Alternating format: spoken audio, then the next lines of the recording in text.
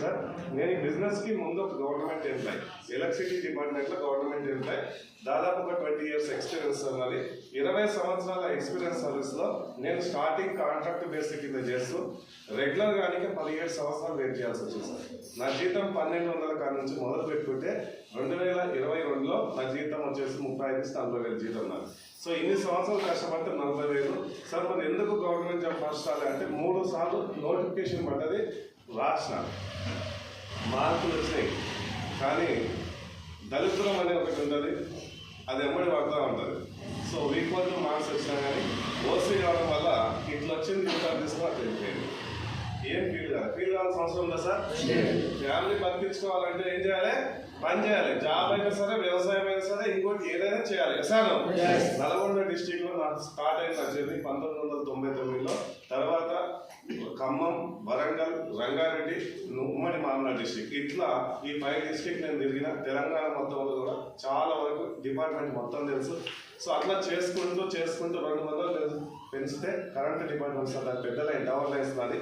So తీగల పొట్టు పోయి పనిచేసే హార్డ్ వర్క్స్ అన్నది, దాంట్లో చెట్లు కొట్టేది ఉంటుంది, గుంటలు తీసేది ఉంటుంది, లైన్ బ్రేక్ డౌన్ అయితే అన్నీ చేసేసారు. ఇదని కాదు, అవన్నీ చేసుకుంటూ 200-300 పెంచేది. ఇట్లా చేసుకుంటా 2017కి వస్తారు నా జీతం ఒక 23,000 రూపాయలు.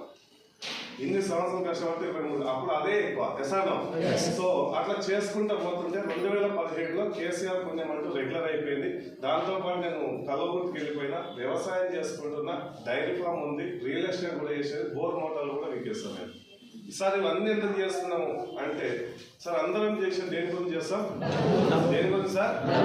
డబ్బు. నేను ఒక్కడినేనా? అందరూ కూడా దాని గురించి, అందరం దాని గురించి, అవునా కదా సార్? డబ్బు అనేది సార్ మరి అంతగానో నేను నెలకు 1,00,000 రూపాయలు సంపాదించాను సార్. నా జాబ్లో 40,000 వస్తుంది, 1,00,000 రూపాయలు సంపాదించాను. వ్యవసాయం పూటకి 60-70 పాలు వచ్చేది సార్. నేను పూటకి 60-70 పాలు వచ్చేది, నెలకు 70,000 రూపాయల బిల్ అదే వచ్చేది, పాల బిల్లు. సో ఇట్లా ఖర్చులు పెరుగుతున్నాయి, పెరుగుతున్నాయి. నా ఒక్కడికైనా అందరికా? అందరికి పెరుగుతాయి. కానీ ఒప్పుకోదు మనసు, ఒప్పుకోదు, ఏది కూడా ఒప్పుకోదు ఎసానం. సో అట్లా చేసుకుంటూ వెళ్తున్న సందర్భంలో ఈ గ్రేట్ ప్లాట్ఫామ్ అనేది నా ఫ్రెండ్ ద్వారా పరిచయం అయింది. నా క్లాస్మేట్, నా 10th క్లాస్మేట్ కవిత మేడం అని చెప్పేసి పరిచయం అయింది. సో మేడం నేను కలిసింది 21 సంవత్సరాల తర్వాత. నేను కలిసింది 10th అయిపోయిన తర్వాత 2021లో కలిసాను. గెట్ టుగెదర్ తర్వాత కలిసినప్పుడు ఆమె టెస్టిమోనీ అంటే ఏం చేస్తున్నారనేది మొత్తం కూడా మాట్లాడినప్పుడు ఒక 10 మంది మా బ్యాచ్లో కొద్దిగా నిరుపేదరికంలో ఉన్నారు, కొంతమంది జాబ్స్ వచ్చినాయి.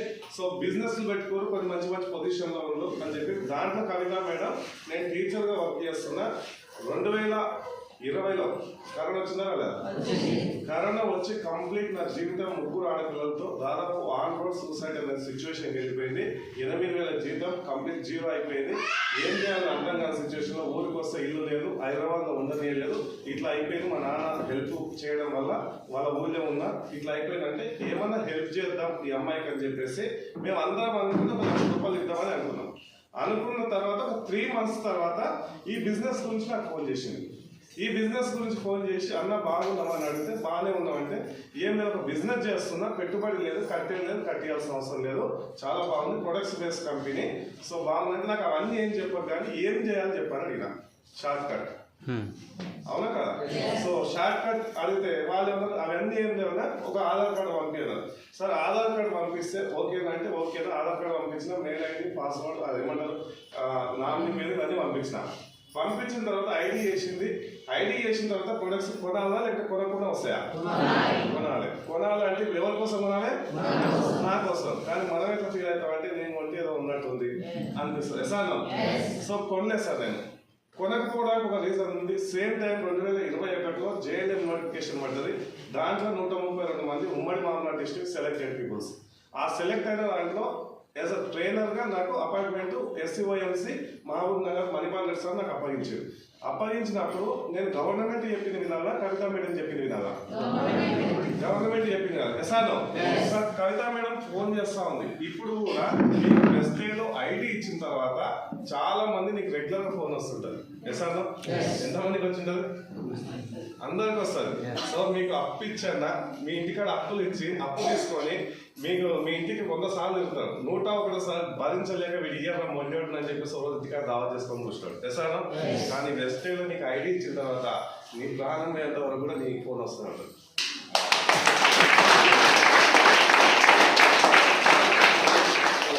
ఎందుకు సార్ మన ఫోన్ అంటే నీ డెవలప్మెంట్లో వాళ్ళ డెవలప్మెంట్ కోరుకుంటారు.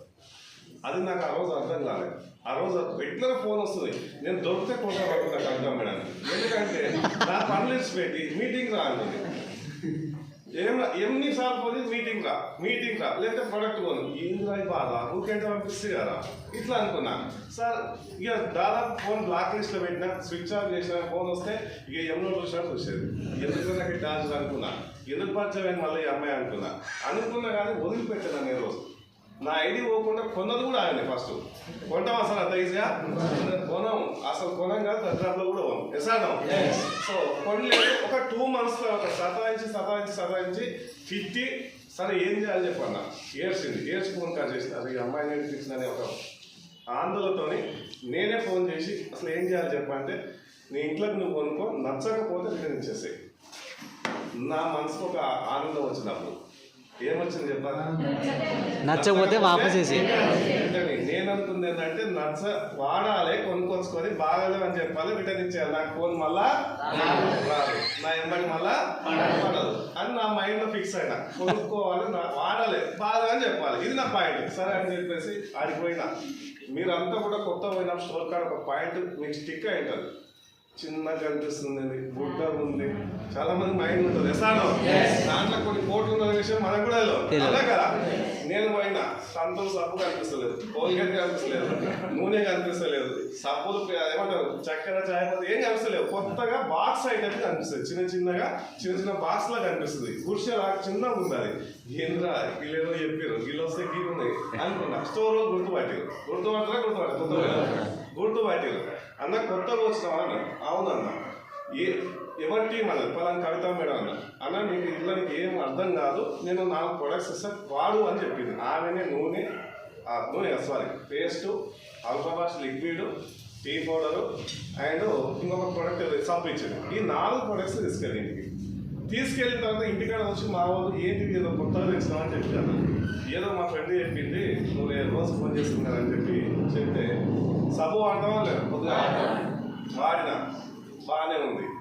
ఏం చెప్పి పేస్ట్ వాడతావా, అది వాడినా కొద్దిగా బాగుంది. తర్వాత టీ పౌడర్ వాడినా. టీ తాగడం వల్ల నాకు వచ్చిన ప్లస్ ఏంటంటే, కరోనా టైంలో 24/7 డ్యూటీ మనం, ఎనీ టైం డ్యూటీ. అప్పుడు లవంగా ఇలాచి చేసుకొని ఘాటుగా టీ తాగాను హ్యూమిడిటీ పవర్ కోసం ఎసాను. ఇది కూడా సేమ్ అట్లానే ఉంది, బాగుంది. బాగున్న తర్వాత ఏం చెప్పి బాగున్నాయి చెప్పడానికి నాకు రీజన్ దొరకట్లా. ఎప్పటి నుంచో మా మేడానికి నాకు చిన్న యుద్ధం జరుగుతుంది వాషింగ్ మిషన్ గురించి.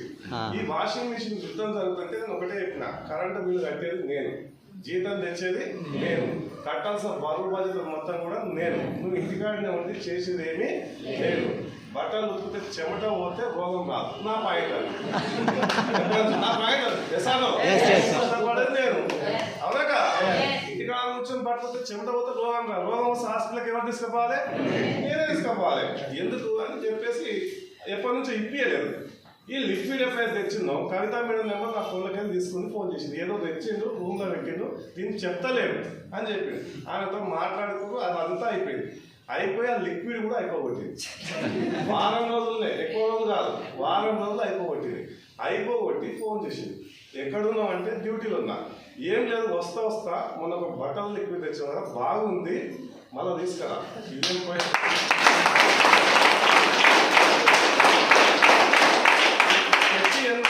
వారం అవుతుంది, అప్పుడే అయిపోవడం ఏంటన్నా. నువ్వు తెస్తావా తేవా, ఎక్కువ మాట్లాడేది ఏమి ఉండదు. క్వశ్చన్ బ్యాంక్ అక్కడి నుంచి తెస్తావా తేవా, తెస్తేనే లిక్విడ్ తీసుకురా, లేదంటే నీ బట్టలు నువ్వు తీసుకో, లేదంటే వాషింగ్ మిషన్ సింపుల్గా తెచ్చే పెట్టి 3 మాటలు. వాషింగ్ మిషన్ కాడ పోతే ఎంత, 30,000 కావాలి ఎసాను, నెక్స్ట్ నెల జీతం పోతుంది. నా ఆలోచనలు ఇది. లిక్విడ్ కాడ 300 ఎందుకు కొట్లాట ఏంటంటే మళ్ళీ లిక్విడ్ చేసుకో. నెక్స్ట్ కుకింగ్ ఆయిల్ తీసుకున్నాం సార్. కుకింగ్ ఆయిల్ తీసుకున్న తర్వాత నాకు వచ్చిన రిజల్ట్ ఏంటంటే గ్యాస్ ట్రబుల్. అమ్మకు మోకాల వాపులు, వ్యవసాయం చేస్తాం మేము, వాపులు ఉండేవి, అవి క్లియర్ అయినాయి. బాగుంది, ప్రొడక్ట్స్ బాగున్నాయి. ప్రొడక్ట్స్ వాడుకుంటా. మీటింగ్కి రమ్మంటే నేను రాను. నెక్స్ట్ కొనుక్కునే వాళ్ళు నాకు ఫోన్ వచ్చింది మళ్ళీ కవిత మేడం నుంచి, అన్న మళ్ళీ కొన్నట్టున్నావు అన్నది. నేను కొంటే నీకెంత తెలిసింది? అవును, నేను కొన్నా నీకెంత తెలిసింది? పీవీలో అనేది నాకు తెలియదు, పీవీ తెలియదు, యాప్ తెలియదు, దాని గురించి అసలు కాన్సెప్టే తెలియదు. ఫోన్ చేసి ఏమన్నా అకౌంటింగ్ ఏమన్నా చేస్తున్నారని డౌట్ క్రియేట్ అయింది. అంటే లేదన్నా, నీకు ప్లే స్టోర్కి వెళ్తే ఒక యాప్ ఉంటుంది, డౌన్లోడ్ చేసుకో, ఒక ఐడి పాస్వర్డ్ ఉంటే నేను చెప్తా, నువ్వు దాన్ని చేసుకో అని చెప్తే దాంట్లో పీవీలు ఉంటుంది. ఆ పీవీలు అంత ఏం తెలియదు, కానీ కొనుక్కున్న బాగున్నాయి, వాడుకుంటా, వ్యవసాయం కూడా వాడినా, మంచిగా ఉన్నాయి. ఇది అంతా పక్కకు పెట్టేసింది. సిఎన్స్ తీసుకున్నా, మీటింగ్ రా, ఇంకా కాన్సెప్ట్ మార్చింది. మళ్ళా స్టెప్ 2 మీటింగ్ రా. నువ్వు మీటింగ్ రమ్మంటే నేను ప్రోడక్ట్ కూడా కొనను. 3 నెలలు కలిసింది, 3 నెలలు అయిపోయింది. గుడ్ మార్నింగ్ సార్, బోర్ అనిపిస్తుంది. విషయమే చెప్తున్నా. 3 నెలలు అయిపోయింది సార్. 3 నెలలు ప్రొడక్ట్ వాడుకుంటున్నా. ఆయన ఫోన్ వస్తుంది, మీటింగ్ నేనైతే రాను. ఒక రోజు డ్యూటీ అయిపోయి మధ్యాహ్నం 12 గంటల తర్వాత కల్లకూరులో ఎంఎస్ఆర్ మీటింగ్ జరుగుతుంది. ఊకే బదిలాడుతుంది కదా, చూద్దామని చెప్పేసి వెళ్ళా. మధ్యలో వెళ్ళా సార్, మీటింగ్ మధ్యలో దాదాపు ఒక 60% మీటింగ్ అయిపోయినప్పటికీ నాకు తెలిసి వెళ్ళి వెనకాల కూర్చుని నాకు ఫోన్ వస్తుంది. ఆఫీస్కి లైన్ బ్రేక్ డౌన్ అయినా మళ్ళీ ఫోన్ వస్తాయి. ఈమె కూర్చొని ఈమె. సో ఎంఎస్ఆర్ గురువు గారు ఎంతమంది తెలుసు? అందరూ తెలిసేగా దాదాపు. సార్ పక్కనే కూర్చొని నేను, నాది ఇట్లే చూస్తుంది. అయినా వచ్చి కూర్చోండు, మాట్లాడుతుండు, మీటింగ్ ఇట్లా చూస్తుంది. ఈయన ఎవరో కోట్ వేసుకున్నాడు, ఈయన నాదికి చూస్తుండేది ఇట్లా అనుకున్నా. మనకు అప్పుడు ఏంది తెలియదు సినిమా. ఎసానో సో చూసిన, సార్ మీరు మీటింగ్కి వచ్చి రాన్నారు. అవునన్నా. సార్ మీరు మీటింగ్కి వస్తే ఫోన్ మాట్లాడారంటే ఈయన నాకు చెప్తాను, ఇగో ఉంటుందా? ఉందా? నా ఒక్కడికి ఎలా జరుగుతుందా? అందరికి ఉంటుంది. అప్పుడు ఆకుండా లేచి వెళ్ళిపోయినా. సో అక్కడ ఒక 2 విషయాలు నాకు స్టిక్ అయినవి. ఏంటంటే కొంతమంది ప్రొడక్ట్ వాడుకున్న వాళ్ళు హెల్త్ ప్రాబ్లం క్లియర్ అయిందని చెప్పారు ఒకటి, అది నాకు బాగా మంచి అనిపించింది. 2వ పాయింట్ ఏంటంటే, సార్ నాకు డబ్బులు వస్తున్నాయి, సంవత్సరం అవుతుంది, ఒక 50,000 వస్తుంది, ఈ డిసెంబర్కి 3 లక్షలు తీసుకుంటా అని చెప్తారు. ఇంకో ఆయన వచ్చి 1,00,000 వస్తుంది, ఈ డిసెంబర్కి 2 అంటాడు. నాకేమంటే అంటే 20 ఏళ్ళకెళ్ళి చేస్తున్నా, 50,000 రాలేదు, 2 ఏళ్ళు వస్తుంది. ఎవరినో మోస్తూ మళ్ళా వద్దురా ఆయన కథ చేసి ఫోన్ రాలేదు. అప్పుడు శివకాడ ఎప్పుడు పోయినా, ఇప్పుడు కూడా బయటలు కూడుతారు, వెయిట్ చేసి తోలుకోవచ్చు. లేదంటే గర్వంగా ఉంటారు. ఎసానో ఎప్పుడు పోతుందో మీరు పాడై ఇట్లా ఉంటారు. అవునా కదా? అదే ఆలోచనతో ఆమె ఉంటుంది. సో నేను పోతుంది అన్న అంటే ఫోన్ వచ్చింది, 7కి పోనీ వస్తా అని చెప్పి వెళ్ళిపోయినా. ఒక 3 నెలలు అయిపోయింది సార్. 3 నెలల తర్వాత ఆమె ఇంకా పెరుగుతుంది. 8,000 నుంచి ఆమె జాబ్లు 8,000, వెస్టేజ్ చేస్తూ 10,000, 20,000, 30,000 ఇట్లా పెరుగుకుంటూ వస్తుంది. నేను ఏ రోజు కూడా దాన్ని పాయింట్గా తీసుకోలేదు. ఏదో పెడుతుందిలే, బ్యాంకులు ఏదో పెడుతుంది, నాకెందుకులే అనుకున్నా, లైట్ తీసుకున్నా. వాళ్ళ నాన్న ఈదులు గీసాడు మా ఊళ్ళో. ఈదులు గీస్తూ అకస్మాత్తుగా చనిపోయాడు. సాయంత్రం ఈదులు గీసి నైట్ చనిపోయాడు. మంచిగా ఉన్న అతను మా నాన్నని బావని పిలుస్తాడు వరుసకి. సో వాళ్ళకి గౌడ్స్ మీద రెడ్డిస్తాడు. కామన్గా ఊళ్ళో రిలేషన్స్ ఉంటాయి. పిలుస్తా ఉంటే ఇట్లా మా నాన్న ఫోన్ చేసిండు, డ్యూటీలో ఉన్నా, ఇట్లా చనిపోయిండ్రు అని చెప్పేసి చెప్తే మేము కూడా వెళ్ళాం. వెళ్ళిన తర్వాత ఆ మంత్ మొత్తం ఇంటికాడ ఉంది అమ్మాయి. సరే పాయింట్ ఎందుకు చెప్తున్నా అంటే, నాకు జరిగినటువంటి సిచ్యువేషన్ బట్టి నేను చెప్తున్నా. ఆ నెల ఇంటికాడ ఉంటే 12,000 రూపాయలు పెరిగి వచ్చిన అకౌంట్కి, 40,000 కాస్త 52,000 రూపాయలు చెక్ వచ్చింది. ఆ చెక్కు స్టేట్మెంట్ 2 పెట్టినాను. అసలు ఎందుకు పెరుగుతుంది డబ్బు? అసలు డబ్బు ఎవరు ఇస్తారు? సబ్బుల కంపెనీలో డబ్బులు ఎక్కడి నుంచి వస్తాయి? వెనకటి నుంచి పురాతనంలో నుంచి మనం వస్తువులు వాడుకుంటున్నాం. కిరాణా షాప్లో తెచ్చుకొని సబ్బు కావచ్చు, పేస్ట్ కావచ్చు, నూనె కావచ్చు, హాస్పిటల్కి సంబంధించి కావచ్చు, అగ్రికల్చర్ కావచ్చు, ఏమైనా వస్తువులు వాడుకుంటున్నాం. ఎవరు రూపాయి ఇవ్వలేదు, కనీసం డిస్కౌంట్ కూడా ఇవ్వలేదు. ఎట్లా వస్తుంది? ఇది ఏందో తెలుసుకుందాం. బాగుంటే నేను కూడా చేస్తాను, నేను కూడా చేసే డబ్బు గురించే. మరి బాగలేకపోతే ఈ అమ్మాయిని బంద్ చెప్పేలా 3 ఆడపిల్లలు. అబ్బాయిలంటే ఎవడో మెకానిక్ షాప్లో పెట్టుకుంటారు, పని చేస్తారు, పోతారు. అమ్మాయిలు బయటికి వెళ్ళాలంటే వెళ్ళలేరు.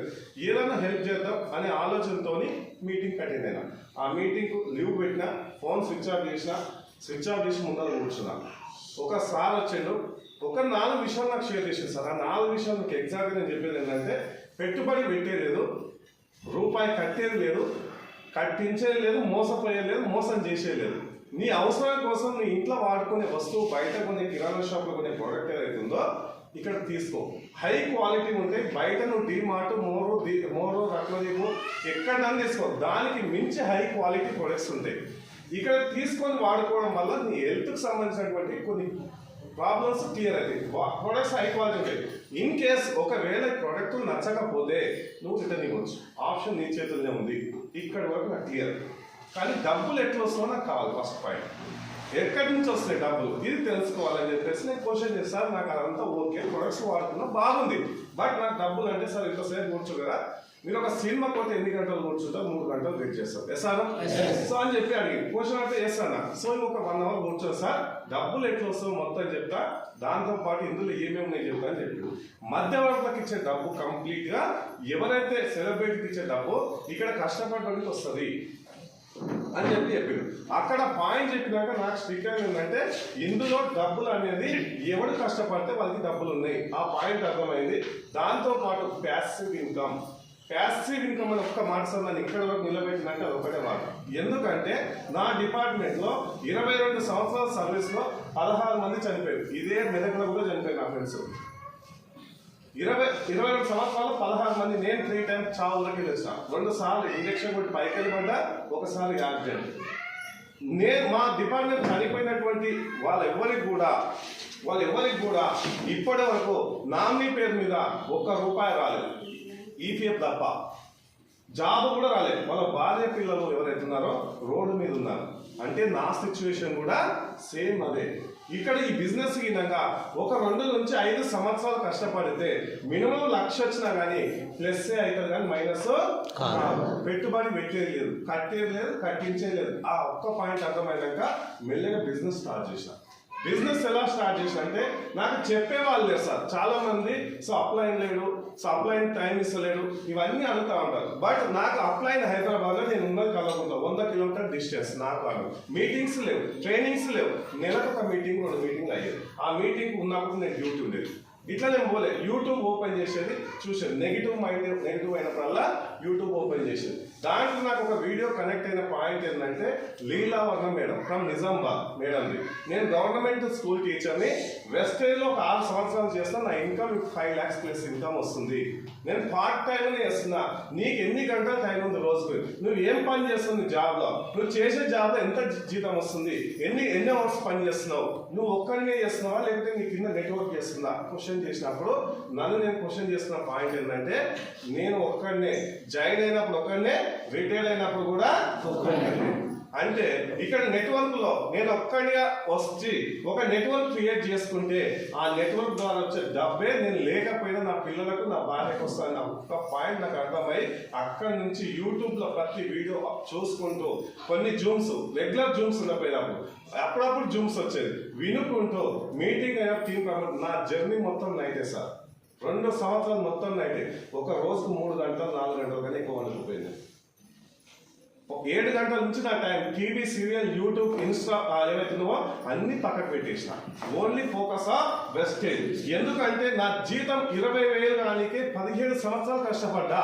మరి అదే 20,000 ఇక్కడ గట్టిగా పోరాటం చేస్తే 6 నెలలు కావచ్చు, సంవత్సరం కావచ్చు, 2 నెలలు వచ్చినా లాస్ అయితే లేదు. ఒక 10,000 వచ్చిన సాల్ అనుకుని వచ్చింది. ఫస్ట్ 10,000 రూపాయలు. ఎందుకంటే ఆ 10,000 వచ్చిన పిల్లల ఆటో కిరాయిల కన్నా అవుతాయి. నేను ఇట్లా ఆలోచించిన. సో నేను లక్షల కోసం, కోట్ల కోసం రాలేదు. బట్ ఇళ్ళకి వచ్చిన తర్వాత, కన్వర్ట్ అయిన తర్వాత ఒక డ్రీమ్ పెట్టుకున్నా, ఒక గోల్ పెట్టుకున్నా. ఆ గోల్ ఎందుకంటే జాబ్ ఉన్నప్పుడు మన గోల్స్ కానీ, డ్రీమ్స్ కానీ, ఈ ఫోకస్ కానీ ఇవేవి కూడా ఉండవు. ఇక్కడ వచ్చిన తర్వాత ఫోకస్ అని, గోల్ అని ఇవన్నీ పెట్టుకొని చేస్తున్నాం కాబట్టి ఇవన్నీ డ్రీమ్స్ ఫుల్ఫిల్ అవుతున్నాయి ఇప్పుడు. సో అక్కడ నేను చేసింది ఏంటంటే రోజుకు ఒక 2 కలిసి నైట్ ఒక 2 గంటలు టైం తీసుకునేది. అట్లా 1 నెల కలిసినాక ఒక 600 రూపాయలు వచ్చాయి. ఫస్ట్ కొన్నప్పుడు మేడం తీసుకుంటే ఒక 7 రూపాయలు నా ఇన్కమ్. తర్వాత సెకండ్ 12 రూపాయలు సంథింగ్, అది అప్పుడు ఆమె తీసుకుంది. నేను తీసుకున్నప్పుడు 85 రూపాయలు వచ్చాయి. తర్వాత 600 రూపాయలు వచ్చినాయి. తర్వాత 1200, 8,937 రూపాయలు. నేను అనుకుంది ఏంటంటే ఈ 8,900 అనేది నేను రూపాయి పెట్టుబడి పెట్టలే. బయట కొనే ప్రోడక్ట్ ఇక తీసుకోవడం వల్ల నాకు వచ్చిన ప్లస్ ఏంటంటే గ్యాస్ ట్రబుల్ తక్కువడమే కాకుండా, సో మా అమ్మకు రిజల్ట్ వచ్చింది. అదే రిజల్ట్తో ఒక 10,000 రూపాయలు వచ్చినాయి అని చెప్పేసి నాకు నేను క్వశ్చన్ చేసుకొని అక్కడికి వెళ్ళి స్టార్ట్ చేసుకొని గివ్ అప్ ఇవ్వలేదు. ఎక్కడ కూడా ఎవరు రాలేదు. ఏ డిమోటివేషన్ అయినప్పుడల్లా కొన్ని వీడియోస్ చూసేది. అట్లా చూసుకుంటూ 2 yearsలో సార్ 40,000 రూపాయలు తీసుకున్నాను.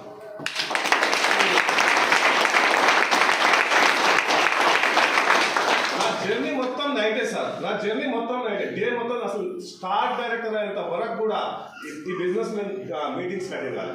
స్టార్ డైరెక్టర్ మొత్తం కూడా నైట్ హోమ్ మీటింగ్స్, నాకు ఫోకస్ మొత్తం హోమ్ మీటింగ్సే. నాకు ఎవరు అప్లై, కవిత మేడం నాకు ఇచ్చింది 2 హోమ్ మీటింగ్స్. అవి ఆమెకు వీలు కాకపోయేది. నేను నైట్ జర్నీ, ఒక లేడీ నైట్ రావాలంటే వస్తుందా? రాదు. కాబట్టి నేను ఇబ్బంది పెట్టకపోయేది. ఇది నాది బిజినెస్, నా కోసం నేను చేస్తున్నా, ఎవరి కోసం రాలేదు. కొన్ని మీటింగ్స్ విన్న తర్వాత అర్థమైంది. పాండు సార్ని కలిసిన, శ్రీను సార్ని కలిసిన, కొంతమంది పోలీసు వాళ్ళు వచ్చారు మీటింగ్స్, కొంతమంది బ్యాంక్ ఎంప్లాయీస్ వచ్చారు. వీళ్ళందరూ ఒకటే కామన్ పాయింట్ చెప్తారు, ఈ బిజినెస్ లో డబ్బు ఉంది, ఈ బిజినెస్ లో లైఫ్ ఉంది, ఇది గినక నీ కోసం నువ్వు పోరాటం చేయి, ఎవరి కోసం చేయకు. నీ పిల్లల ఫ్యామిలీ, నీ పిల్లల ఫ్యూచర్, నీ పిల్లలు మొత్తం కూడా చూసుకో ఒకసారి. వేరే వాళ్ళ కోసం కానీ ఇదే చెప్తారు, ఇవే మాటలు చెప్తారు. నేను చేసేది కూడా నా పిల్లల కోసమేదా, నేను కష్టపడేది కూడా నా పిల్లల చదువులకు, నా ఖర్చులకు, మొత్తం దీనికోసమే కష్టపడేది అని చెప్పి నన్ను నేను క్వశ్చన్ చేసుకుంటూ ఏ రోజు గివ్ అప్ చేయకుండా 2 సంవత్సరాలు చేసిన తర్వాత 12 నెలలు లాంగ్ లీవ్ పెట్టిన. నా జాబ్లో, నా ప్లేస్ ఇప్పటికీ జాబ్ రిజైన్ చేసినా కానీ దాన్ని యాక్సెప్ట్ చేసిన గవర్నమెంట్. ఎందుకంటే నా ప్లేస్లో ఇంకోటి పని చేయలేదు. దాదాపు ఒక 10 మంది చేసే పని ఒక్కటి చేస్తాను. ఎందుకంటే టవర్ లైన్, సీ టవర్ నుంచి ఆ టవర్ కానీ తీగ కొట్టు కూడా పోతుంది, అంత హార్డ్ వర్క్ చేసాను నేను. సో వాళ్ళు ఇప్పటికి నాకు యాక్సెప్ట్, నిన్న కూడా ఫోన్ చేసి ఒకసారి కలవండి సార్ అంటే నేను రాను. ఇప్పుడు నా జాబ్ కంప్లీట్గా రిజైన్ లెటర్ పంపించిన, రిజైన్ చేసి ఫుల్ టైం సార్. వాళ్ళ ఇన్కమ్ నేను మంత్ వచ్చేసి 82,000 తీసుకుంటా, యావరేజ్గా 70,000 వస్తుంది సార్ నా ఇన్కమ్. 22 లక్షలు.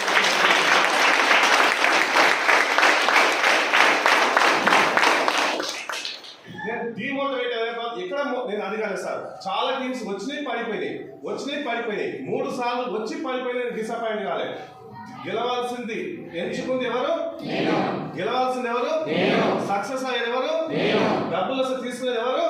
ఆ డబ్బు ఖర్చు పెట్టేది ఎవరు? వాళ్ళ కింద అప్లైన్, పైన అప్లైన్, కింద డౌన్ లైన్ వస్తలేదని డిసప్పాయింట్ కావాల్సిన అవసరము లేదు. నా కోసం నేను మొదలు పెట్టిన ఎసాను.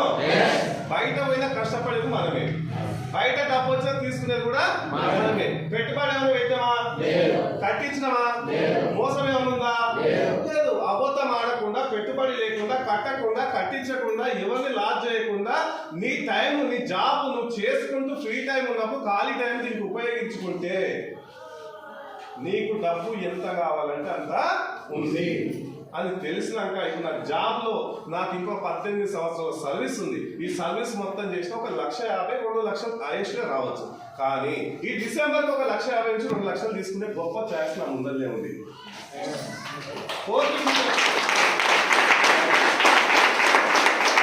సార్, కోర్టుకి ముందర ఒక 500 రూపాయల నోటు, ఒక అరటిపండ్ల గోల పెడితే ఏది ఎంచుకుంటుంది? 500కి ఎక్కువ వస్తాయా తక్కువ వస్తాయా? కానీ ఎంచుకో.